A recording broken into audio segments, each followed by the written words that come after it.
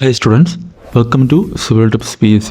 അപ്പോൾ നമ്മൾ ഈ ഒരു ക്വിക്ക് റിവിഷൻ സീരീസിൽ ഇന്നത്തെ ടോപ്പിക് എന്ന് പറയുന്നത് നമ്മുടെ ബിൽഡിംഗ് കൺസ്ട്രക്ഷനിലെ ഒരു ബ്രിക്ക് എന്ന പോർഷനാണ്, ബ്രിക്ക് എന്ന ചാപ്റ്ററാണ് നമ്മളിന്ന് ക്വിക്ക് റിവിഷനിലൂടെ നോക്കുന്നത്.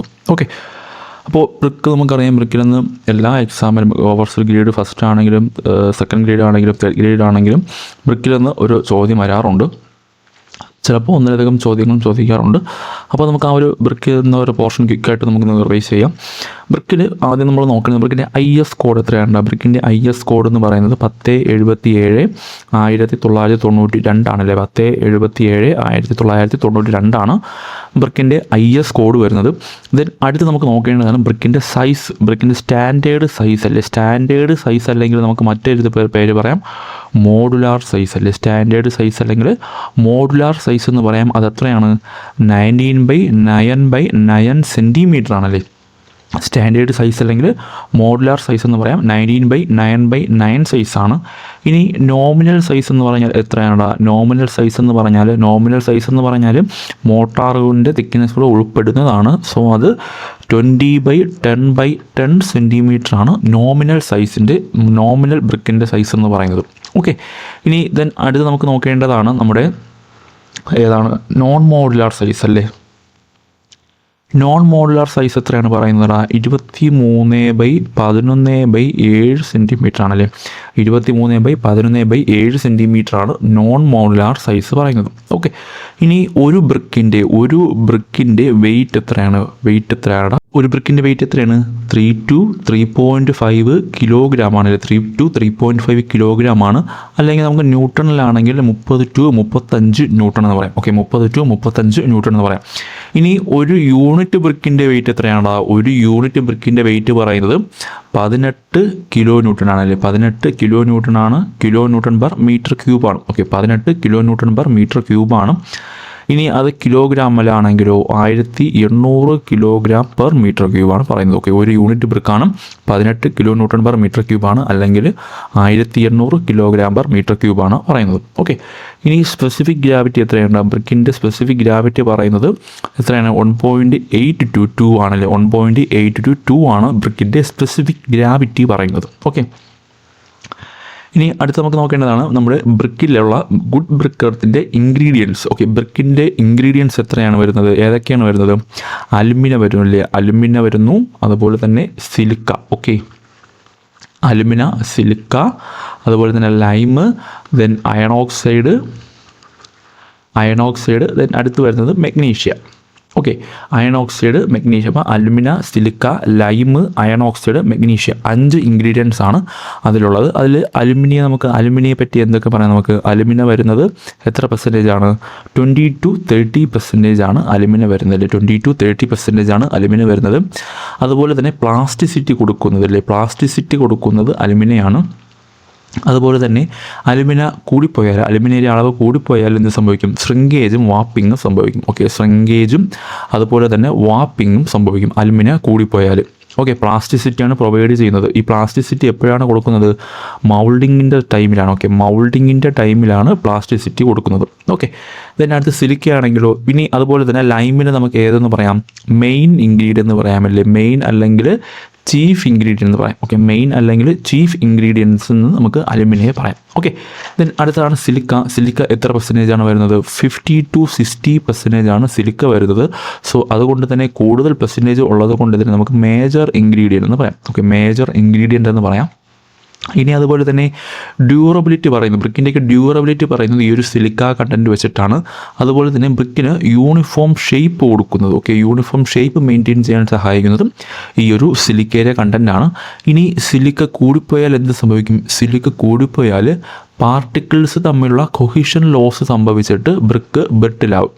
ഓക്കെ, പാർട്ടിക്കിൾസ് തമ്മിലുള്ള കൊഹിഷൻ ലോസ് സംഭവിച്ചിട്ട് ബ്രിക്ക് ബ്രിട്ടിലായി പോകും. അതാണ് സിലിക്കയുടെ പോയിന്റ് എന്ന് പറയുന്നത്. ഓക്കെ, ദെൻ അടുത്താണ് ലൈമ് നമുക്ക് പറയുന്നത് എത്ര പെർസെൻറ്റേജ് ആണ് ലൈം പറയുന്നത്? നോട്ട് എക്സീഡിങ് 5% ആണല്ലേ. അതായത് ലെസ് ദാൻ 5% ആയിരിക്കണം. 5%-നെക്കാളും കൂടാൻ പാടില്ല. ഇനി ലൈമ് എന്തായിട്ടാണ് ആക്ട് ചെയ്യുന്നത്? ഒരു ഫ്ലക്സ് ആയിട്ടാണ് ആക്ട് ചെയ്യുന്നത്. ലൈമ് അവിടെ ഒരു ഫ്ലക്സ് ആയിട്ടാണ് ആക്ട് ചെയ്യുന്നതും. ലൈമ് കൂടിപ്പോയാൽ എന്ത് സംഭവിക്കൂടാ? ലൈമ് കൂടിപ്പോയാൽ ബ്രിക്ക് എന്താവും? ബ്രിക്ക് മെൽറ്റിങ് സംഭവിക്കില്ല, ബ്രിക്ക് മെൽറ്റായി പോകും. ഓക്കെ, ബ്രിക്ക് ഷേപ്പ്ലെസ് അല്ലെങ്കിൽ മെൽറ്റായി പോകും. ലൈമ് കൂടിപ്പോയാൽ നമുക്കവിടെ ബ്രിക്ക് മെൽറ്റായി പോകും. ദെൻ ഈ ലൈമും ശ്രിങ്കേജിനെ പ്രിവെൻറ്റ് ചെയ്യുന്നുണ്ട്. ഓക്കെ, ലൈമ് ശ്രിങ്കേജിനെ പ്രിവെൻറ്റ് ചെയ്യുന്നുണ്ട്. അതുപോലെ തന്നെ നമ്മുടെ സിലിക്ക ശ്രിങ്കേജിനെ റെഡ്യൂസ് ചെയ്യുന്നുണ്ട്. ഓക്കെ, ശ്രിങ്കേജിനെയും അതുപോലെ തന്നെ വാപ്പിങ്ങിനെയും അതുപോലെ തന്നെ ക്രാക്കിനെയൊക്കെ സിലിക്കയും റെഡ്യൂസ് ചെയ്യുന്നുണ്ട്. ഓക്കെ, അപ്പോൾ ലൈമിലോട്ട് വന്നു കഴിഞ്ഞാൽ മെൽറ്റിംഗ് സംഭവിക്കുന്നു, ലൈമ് കൂടിപ്പോയാൽ അതുപോലെ തന്നെ ശ്രിങ്കേജിനെയൊക്കെ പ്രിവെൻറ്റ് ചെയ്യുന്നു. ഇനി നമുക്ക് ഈ ഒരു ലൈമിൻ്റെ അവിടെ പഠിക്കാനുള്ള മറ്റൊരു ഇമ്പോർട്ടൻറ്റ് പോയിൻ്റാണ് നമ്മുടെ സിലിക്കയുടെ ഫ്യൂസിങ് ടെമ്പറേച്ചർ. ഓക്കെ, സിലിക്കയുടെ ഫ്യൂസിങ് ടെമ്പറേച്ചർ എത്രയാണ്?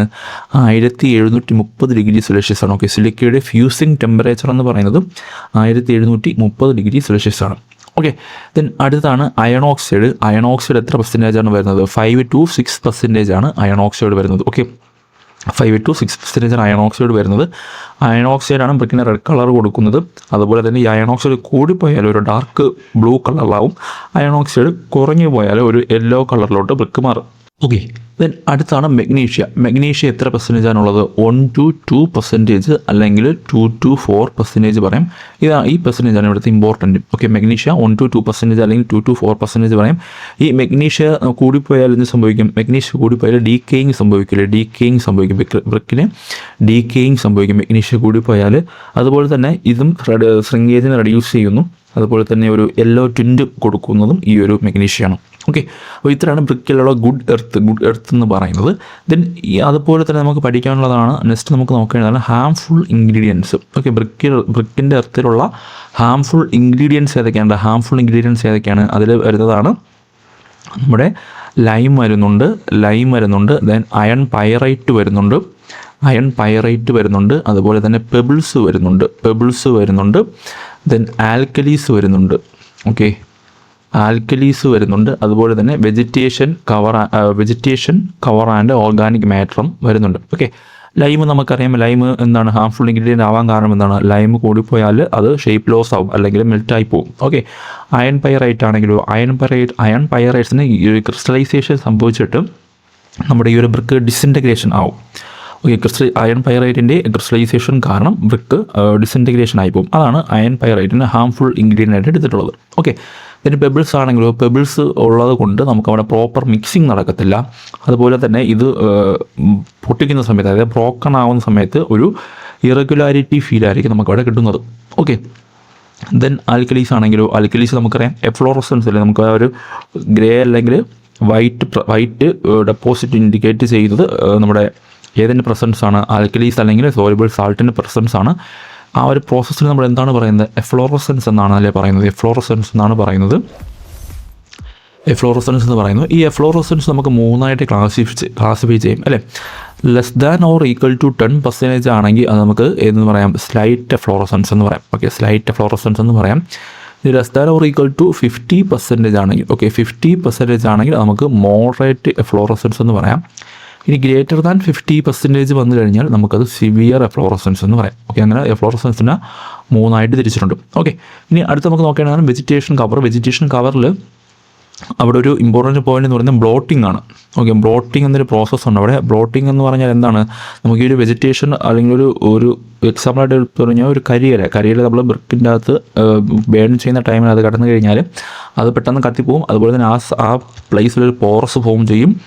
അതുപോലെ തന്നെ എന്ത് സംഭവിക്കും? അവിടെ ആ ഒരു പോറസ് വഴി ബ്രിക്കിന് ക്രാക്ക് ഫോം ചെയ്യും. ഓക്കെ, അതുകൊണ്ടാണ് ഇതിനെ ഇവിടെ ഹാംഫുൾ ഇൻഗ്രീഡിയൻ്റ് എന്ന് പറയുന്നത്. ഓക്കെ, അപ്പോൾ ഈ ഒരു ഓവറോൾ പ്രോസസ്സിനെയാണ് നമ്മൾ ബ്ലോട്ടിംഗ് എന്ന് പറയുന്നത്. ഓക്കെ, അതാണ് അവിടെയുള്ള കാര്യങ്ങൾ. അപ്പോൾ ഞാൻ ഈ റിവിഷൻ ആയതുകൊണ്ടാണ് ഈ ഒരു സ്പീഡിൽ പോകുന്നത്. നിങ്ങൾക്ക് സ്പീഡ് കൂടി പോവുകയാണെങ്കിൽ നിങ്ങൾക്ക് കമൻറ്റ് ചെയ്യാം. അതുപോലെ തന്നെ സ്പീഡ് കുറച്ച് കാണാനുള്ള ഓപ്ഷനൊക്കെ നമ്മുടെ യൂട്യൂബിലുണ്ട്, അതും നിങ്ങൾക്ക് യൂസ് ചെയ്യാവുന്നതാണ്. ഓക്കെ, പിന്നെ അടുത്ത് നമുക്ക് നോക്കേണ്ടതാണ് മാനുഫാക്ചർ ഓഫ് ബ്രിക്ക്. ഓക്കെ, ബ്രിക്കിൻ്റെ മാനുഫാക്ചറിങ് പ്രോസസ്സാണ് നമ്മൾ ആദ്യം നോക്കുന്നത്. അതിൽ ഏതൊക്കെ പ്രോസസ്സുണ്ട്? ആദ്യത്തെ പ്രോസസ്സാണ് പ്രിപ്പറേഷൻ ഓഫ് ക്ലേ എന്ന് പറയുന്നത്. ഓക്കെ, പ്രിപ്പറേഷൻ ഓഫ് ക്ലേ വരുന്നു. രണ്ടാമത്തെ പ്രോസസ്സ് എന്താണ്? പ്രിപ്പറേഷൻ ഓഫ് ക്ലേ ചെയ്ത് കഴിഞ്ഞാൽ എന്താണ്? മൗൾഡിങ് ആണ് അല്ലേ. മൗൾഡിങ് ആണ് രണ്ടാമത്തെ പ്രോസസ്സ് വരുന്നത്. ദെൻ അടുത്തെന്താണ്? ഡ്രൈയിങ് ആണല്ലേ, ഡ്രൈയിങ് ആണ്. പിന്നെ അടുത്ത് ബേണിങ്. ഓക്കെ, അപ്പോൾ preparation of clay, moulding, drying, burning, ഈ പ്രോസസ്സ് 4 പ്രോസസ്സാണ് നമ്മുടെ മാനുഫാക്ചറിങ് ഓഫ് ബ്രിക്കിലുള്ളത്. അതിൽ ഈ ഒരു പ്രിപ്പറേഷൻ ഓഫ് ക്ലേയിൽ തന്നെ നമുക്കൊരു 6 സ്റ്റേജ് ഉണ്ട്. ഈ പ്രിപ്പറേഷൻ ഓഫ് ക്ലേ എന്ന ആ ഒരു പ്രക്രിയയിൽ തന്നെ 6 സ്റ്റേജ് ഉണ്ട്. അതിൽ ആദ്യത്തേതാണ് അൺസോയിലിംഗ്. ഓക്കെ, അൺസോയിലിംഗ് എന്ന് പറയാം.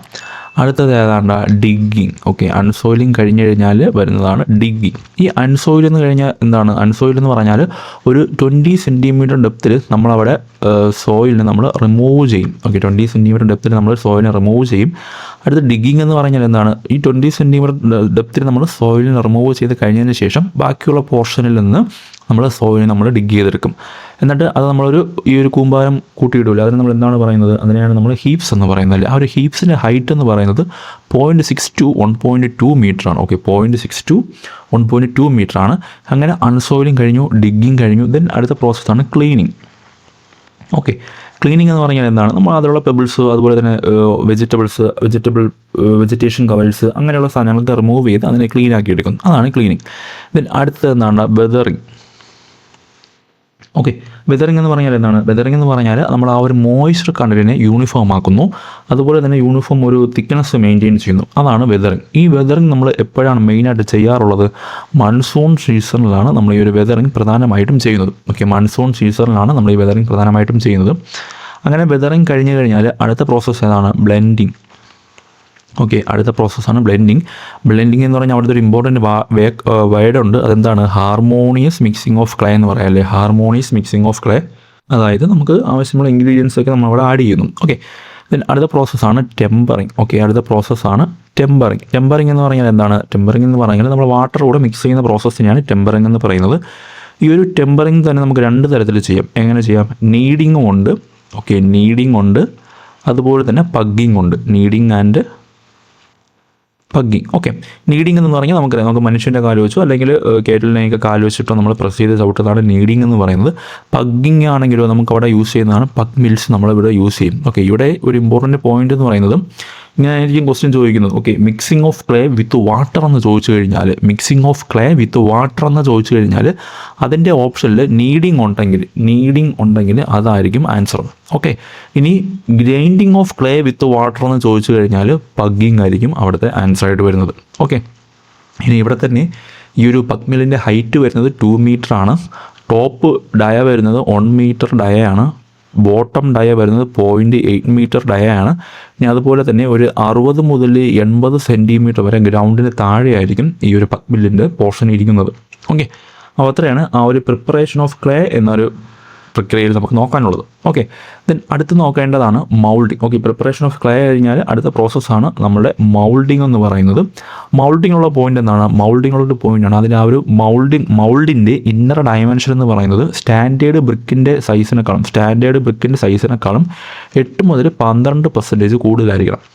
ആ ഒരു മൗൾഡിൻ്റെ ഇന്നർ ഡയമെൻഷൻ സ്റ്റാൻഡേർഡ് ബ്രിക്കിൻ്റെ സൈസിനേക്കാളും 8 മുതൽ 12% കൂടുതലായിരിക്കണം. അതാണ് അവിടുത്തെ ഒരു പോയിന്റ് എന്ന് പറയുന്നത്. ഓക്കെ, ഇനി ഈ ഒരു മൗൾഡിങ്ങിൽ തന്നെ നമുക്ക് ടൈപ്സ് ഉണ്ട്. ഏതൊക്കെയുണ്ട്? ഹാൻഡ് മൗൾഡിംഗ് ഉണ്ട്, അതുപോലെ തന്നെ മെഷീൻ മൗൾഡിംഗ് ഉണ്ട്. ഹാൻഡ് മൗൾഡിങ്ങിൽ നമ്മൾ യൂസ് ചെയ്യുന്ന 2 മെത്തേഡ് ഏതൊക്കെയാണ്? ഗ്രൗണ്ട് മെത്തേഡ് ഉണ്ട്, അതുപോലെ തന്നെ ടേബിൾ മെത്തേഡ് ഉണ്ട്. മെഷീൻ മൗൾഡിംഗ് ആണെങ്കിലോ നമുക്ക് പ്ലാസ്റ്റിക് ക്ലേ മെഷീനും ഉണ്ട്. ഏതൊക്കെയുണ്ട്? പ്ലാസ്റ്റിക് ക്ലേ മെഷീനും ഉണ്ട്, അതുപോലെ തന്നെ ഡ്രൈ ക്ലേ മെഷീനും ഉണ്ട്. ഓക്കെ, ഈ ഒരു പ്ലാസ്റ്റിക് ക്ലേ മെഷീൻ നമുക്ക് കിട്ടുന്ന ബ്രിക്കിൽ നമ്മൾ എന്തോന്ന് പറയുന്നു? വയർ കട്ട് ബ്രിക്ക് എന്നാണ് പറയുന്നത്. എന്ന് പറയുന്നു. ഡ്രൈ ക്ലേ മെഷീനിൽ നിന്ന് നമുക്ക് കിട്ടുന്ന ബ്രിക്കിൽ നമ്മൾ എന്തോന്ന് പറയുന്നു? പ്രസ്ഡ് ബ്രിക്ക് എന്ന് പറയുന്നു. ഓക്കെ, പ്രസ്ഡ് ബ്രിക്ക് എന്ന് പറയുന്നു. ഓക്കെ, ദെൻ അടുത്ത് നമുക്ക് നോക്കേണ്ടത് നമ്മുടെ ഇത് ഡ്രൈയിങ് എന്ന പ്രോസസ്സാണ്. ഓക്കെ, ഈ മൗൾഡിങ്ങിൽ തന്നെ നമ്മൾ ഈ പറഞ്ഞതുപോലെ നമ്മുടെ ഗ്രൗണ്ട് മെത്തേഡ് പറഞ്ഞു, അതുപോലെ തന്നെ ടേബിൾ മെത്തേഡ് പറഞ്ഞു. അതിൽ ഗ്രൗണ്ട് മെത്തേഡിൽ വരുന്ന 2 ടൈപ്സ് ആണ് സാൻഡ് മെത്തേഡും അതുപോലെ തന്നെ സ്ലോപ്പ് മെത്തേഡും. അതിൽ സാൻഡ് മെത്തേഡ് എന്ന് പറഞ്ഞാൽ ആ ഒരു മൗൾഡിൽ നമ്മൾ ആദ്യം കുറച്ച് സാൻഡ് സ്പ്രിങ്കിൾ ചെയ്യും, എന്നിട്ടായിരിക്കും നമ്മൾ മൗൾഡ് ചെയ്യുന്നത്. സ്ലോപ്പ് മെത്തേഡ് ആണെങ്കിൽ ആ ഒരു മൗൾഡിനെ ഫുള്ളായിട്ട് നമ്മളൊരു വാട്ടറിൽ നമ്മൾ ഡിപ്പ് ചെയ്തിട്ടായിരിക്കും ചെയ്യുന്നത്. ഓക്കെ, അപ്പോൾ ദെൻ അടുത്ത പ്രോസസ്സാണ് ഡ്രൈയിങ്. ഓക്കെ, അപ്പോൾ പ്രിപ്പറേഷൻ ഓഫ് ക്ലേ കഴിഞ്ഞു, മൗൾഡിങ് കഴിഞ്ഞു, ദെൻ അടുത്ത പ്രോസസ്സാണ് ഡ്രൈയിങ്. ഓക്കെ, ഡ്രൈയിങ് എന്ന് പറഞ്ഞാൽ എന്താണ്? ഡ്രൈയിങ് എന്ന് പറഞ്ഞാൽ നമുക്ക് ഷേപ്പ് ലോസാവാതിരിക്കാനാണ് നമ്മൾ ഡ്രൈയിങ് ചെയ്യുന്നത്. ഓക്കെ, ഈ ബ്രിക്കിൽ നമ്മൾ ഡ്രൈയിങ് ചെയ്യുമ്പോൾ 2 മെത്തേഡാണ് നമ്മൾ ഡ്രൈ ചെയ്യാനായിട്ട് യൂസ് ചെയ്യുന്നത്. ഏതൊക്കെയാണ്? നാച്ചുറൽ മെത്തേഡും ഉണ്ട്, അതുപോലെ തന്നെ ആർട്ടിഫിഷ്യൽ മെത്തേഡും ഉണ്ട്. ഓക്കെ, നാച്ചുറൽ മെത്തേഡ് ആണെങ്കിൽ എത്ര ദിവസം എടുക്കും? 3 മുതൽ 10 ദിവസം വരെ എടുക്കും. ഓക്കെ, നാച്ചുറൽ മെത്തേഡ് ആണെങ്കിൽ 3 മുതൽ 10 ദിവസം വരെ എടുക്കും. ആർട്ടിഫിഷ്യൽ ആണെങ്കിൽ എത്രയാണ്? 1 to 3 days ആയിരിക്കും. ഓക്കെ, ആർട്ടിഫിഷ്യൽ മെത്തേഡ് ആണെങ്കിൽ 1 to 3 days ആയിരിക്കും. നാച്ചുറൽ ആണെങ്കിൽ 3 to 10 days എടുക്കും. ഇനി ഈ ഒരു ആർട്ടിഫിഷ്യൽ മെത്തേഡിൽ തന്നെ ഇതിൻ്റെ ടെമ്പറേച്ചറിൻ്റെ ലിമിറ്റ് പറയുന്നുണ്ട്. Temperature less than 120 degree Celsius ആയിരിക്കും. ഓക്കെ, ടെമ്പറേച്ചർ ആർട്ടിഫിഷ്യൽ ബേണിംഗ് ആണെങ്കിൽ, ആർട്ടിഫിഷ്യൽ ഡ്രൈയിങ് ആണെങ്കിൽ ടെമ്പറേച്ചർ ലെസ് ദാൻ 120 ഡിഗ്രി സെൽഷ്യസിനേക്കാളും കുറവായിരിക്കണം. ഓക്കെ, ദെൻ അടുത്ത പ്രോസസ്സാണ്, അപ്പോൾ ഡ്രൈയിങ് കഴിഞ്ഞു. ദെൻ അടുത്ത പ്രോസസ്സാണ് ബേണിംഗ് എന്ന് പറയുന്നത്. ഓക്കെ, ബേണിംഗ്, ബ്രിക്കിൻ്റെ ബേണിംഗ് ടെമ്പറേച്ചർ എത്രയാണ്? ബ്രിക്കിൻ്റെ ബേണിംഗ് ടെമ്പറേച്ചർ വരുന്നത് 350 to 1100 ഡിഗ്രി സെൽഷ്യസ് ആണ് ബ്രിക്കിൻ്റെ ബേണിംഗ് ടെമ്പറേച്ചർ വരുന്നത്. ഇനി അതുപോലെ തന്നെ നമ്മൾ ഇൻഗ്രീഡിയൻസ് പഠിച്ചപ്പോൾ നമ്മുടെ ലൈമിൻ്റെ ഫ്യൂസിങ് ടെമ്പറേച്ചർ, സിലിക്കയുടെ ഫ്യൂസിങ് ടെമ്പറേച്ചർ പഠിച്ചു. അതെത്രയാണ് വരുന്നത്? 1730 ഡിഗ്രി സെൽഷ്യസ് ആണ് സിലിക്കയുടെ ഫ്യൂസിങ് ടെമ്പറേച്ചർ. ഓക്കെ, അപ്പോൾ ബ്രിക്കിൻ്റെ burning temperature 350 to 1100 degree celsius ആണ് വരുന്നത്. ഓക്കെ, ഇനി ബ്രിക്കിൻ്റെ ഈ ഒരു ഡ്രൈയിങ് ടെമ്പറേച്ചർ എത്രയാണ്? ബ്രിക്കിൻ്റെ ഡ്രൈയിങ് ടെമ്പറേച്ചർ നമ്മളൊരു റേഞ്ച് പറയുകയാണെങ്കിൽ 105 to 115 ഡിഗ്രി സെൽഷ്യസ് ആണ്. ഓക്കെ, 105 to 115 ഡിഗ്രി സെൽഷ്യസ് ആണ് പറയുന്നത്. ഓക്കെ, അപ്പോൾ ബേണിങ്ങിലോട്ട് വരാം. ബേണിങ്ങിൽ നമ്മൾ ടെമ്പറേച്ചർ പറഞ്ഞു. അതുപോലെ തന്നെ ബേൺ ചെയ്യാനായിട്ട് 2 മെത്തേഡ് ഉണ്ടല്ലേ, ക്ലാമ്പ് മെത്തേഡുണ്ട്, അതുപോലെ തന്നെ കിൽ മെത്തേഡുണ്ട്. ഓക്കെ, ക്ലാമ്പ് മെത്തേഡുണ്ട്, കിൽ മെത്തേഡുണ്ട്. ക്ലാമ്പിൽ നിന്ന് നമ്മൾ ബേൺ ചെയ്തെടുക്കുന്ന ബ്രിക്കിന് എന്താണെന്ന് പറയുന്നത്? പസവാഹ് എന്ന് പറയും. ഓക്കെ, പസവാഹ് എന്ന് പറയുന്നു. അതുപോലെ തന്നെ കില്ലെന്ന് നമ്മൾ ബേൺ ചെയ്തെടുക്കുന്ന ബ്രിക്കിന് നമ്മൾ ഫട്ട എന്ന് പറയുന്നു. ഓക്കെ, ദെൻ ഈ ക്ലാമ്പ് എന്ന് പറയുന്നത് ടെമ്പററി സ്ട്രക്ചറാണ്. അതിൻ്റെ ഒരു ഹൈറ്റ് വരുന്നത് 3 to 5 മീറ്ററാണ് ഹൈറ്റ് വരുന്നത്. ഓക്കെ, ദെൻ കിന്നാണെങ്കിൽ കണ്ടിന്യൂസ് ആയിട്ട് നമുക്ക് ബേണിംഗ് നടക്കുന്നത് കിന്നിൽ വെച്ചിട്ടാണ്. ഈ കിന്നിൽ തന്നെ 2 ടൈപ്സ് ഉണ്ട്. ഏതൊക്കെയുണ്ട്? ഇൻ്റർമീഡിയറ്റ് കിന്നുണ്ട്. ഓക്കെ, ഇൻ്റർമീഡിയറ്റ് കിന്നുണ്ട്, അതുപോലെ തന്നെ കണ്ടിന്യൂസ് കിന്നുണ്ട്. ഓക്കെ, ഇൻ്റർമീഡിയറ്റ് കിന്നെന്ന് പറഞ്ഞാൽ ചെറിയൊരു ഇൻ്റർവെൽ ഇട്ടിട്ടായിരിക്കും, ഇൻ്റർവെല്ലായിരിക്കും ആ ഒരു ബ്രിക്ക് ബേൺ ചെയ്യുന്നത്. കണ്ടിന്യൂസ് കിന്നെന്ന് പറഞ്ഞാൽ കണ്ടിന്യൂസ് ആയിട്ട് അവിടെ നമ്മൾ ബേണിംഗ് ചെയ്തുകൊണ്ടിരിക്കും. ഓക്കെ, അതിന് എക്സാമ്പിൾ ഏതൊക്കെയാണ്? കണ്ടിന്യൂസ് കിന്നിൻ്റെ എക്സാമ്പിൾ ഏതൊക്കെയാണ് വരുന്നത്? ഹാഫ് മാൻ കിന്ന് വരുന്നുണ്ടല്ലേ, ഹാഫ് മാൻ കില്ല് വരുന്നുണ്ട്. ഈ ഹാഫ് മാൻ കിന്നിൻ്റെ മറ്റൊരു പേര് എന്താണ്? ഫ്ലെയിം എന്ന് പറയുന്നു. ഓക്കെ, ഫ്ലെയിം കിൻ എന്ന് പറയുന്നു. ഓക്കെ, ഇതിൽ നമുക്ക് പോയിന്റ്സ് എന്താണ് ഇത് വരുന്നത്? ഇത് through out the year work ചെയ്യുന്നതാണ്. അതുപോലെ തന്നെ വേൾഡ് വൈഡ് യൂസാണ് വരുന്നത്. അതുപോലെ തന്നെ മോസ്റ്റ് എഫിഷ്യൻസി ആണ്, ഹൈ എഫിഷ്യൻസി പറയാം. ഓവർ ഗ്രൗണ്ടഡ് സ്ട്രക്ചർ എന്ന് പറയും. ഓക്കെ, ഓവർ ഗ്രൗണ്ടഡ് സ്ട്രക്ചർ ഇത്രയാണ് ഹാഫ് മാൻ അല്ലെങ്കിൽ ഫ്ലെയിം കിന്നിൻ്റെ കാര്യങ്ങളിൽ വരുന്നത്. ദെൻ അടുത്ത് വരുന്ന ഒരു ടൈപ്സ് ആണ് നമ്മുടെ ബുൾ സ്ട്രഞ്ചിക്കിൻ. ഓക്കെ, ബുൾ സ്ട്രഞ്ചിക്കിൻ എന്ന് പറഞ്ഞാൽ എന്താണ്? ബുൾ സ്ട്രഞ്ചിക്കിൻ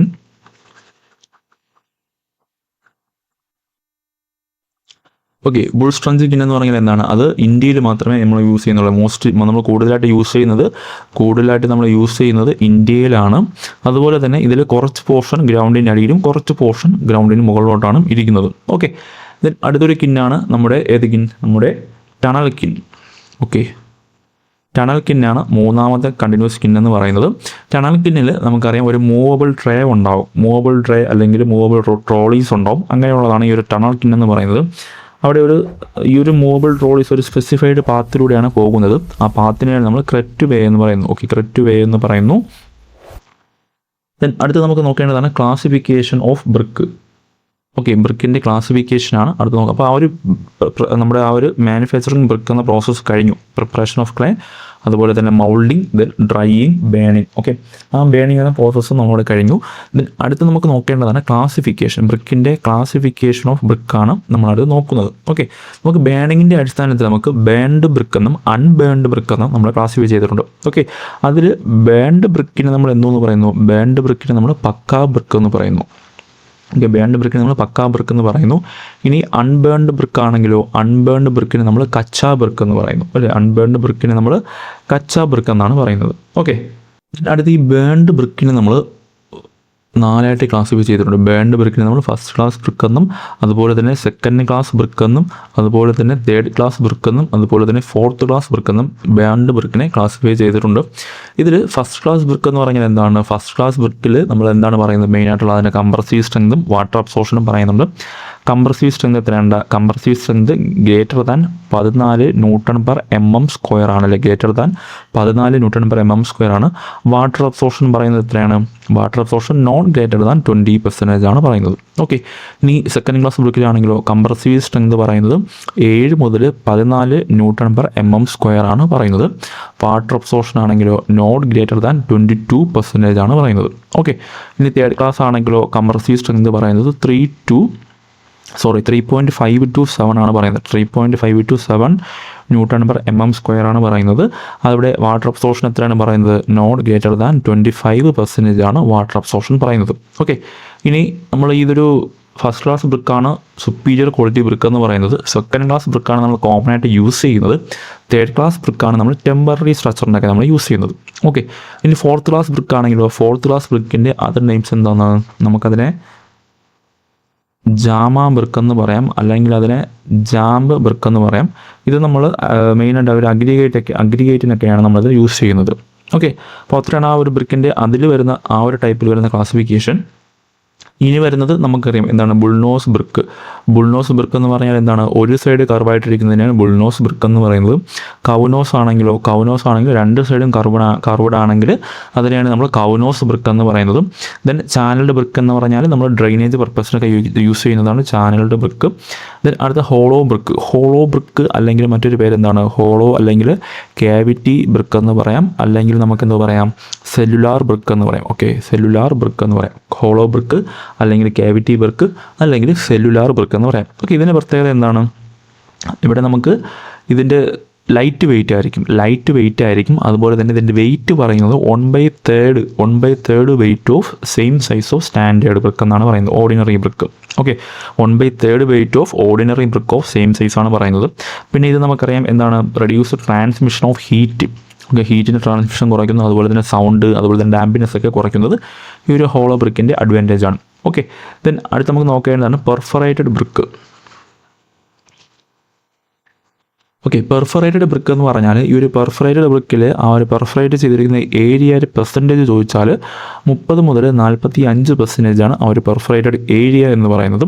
ഇതിൻ്റെ കംപ്രസീവ് സ്ട്രെങ്ത് എത്രയാണ്? കംപ്രസീവ് സ്ട്രെങ്ത് പറയുന്നത് ഗ്രേറ്റർ ദാൻ 7 Nm² ആണ് പറയുന്നത്. ഓക്കെ, പെർഫറേറ്റഡ് ബ്രിക്കിൻ്റെ കംപ്രസീവ് സ്ട്രെങ്ത് പറയുന്നത് ഗ്രേറ്റർ ദാൻ 7 Nm² ആണ്.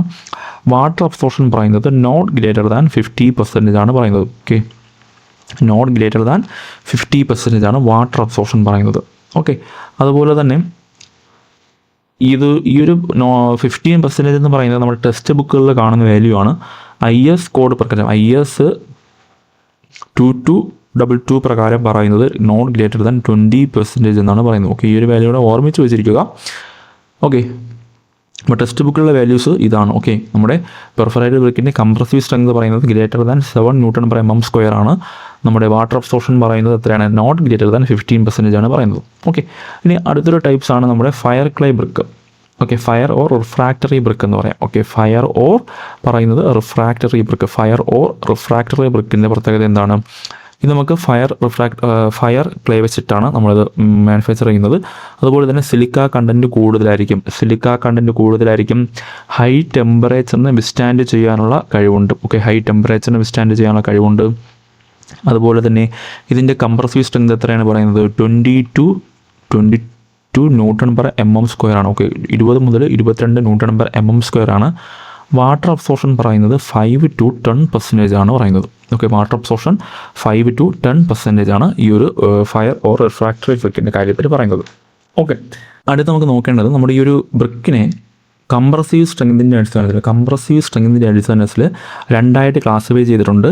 ക്ലാസ് എ എന്നും ക്ലാസിഫൈ ചെയ്തിട്ടുണ്ട്, അതുപോലെ തന്നെ ക്ലാസ് എ എന്നും ക്ലാസിഫൈ ചെയ്തിട്ടുണ്ട്. കംപ്രസീവ് സ്ട്രെങ്തിൻ്റെ ബേസിലാണ്.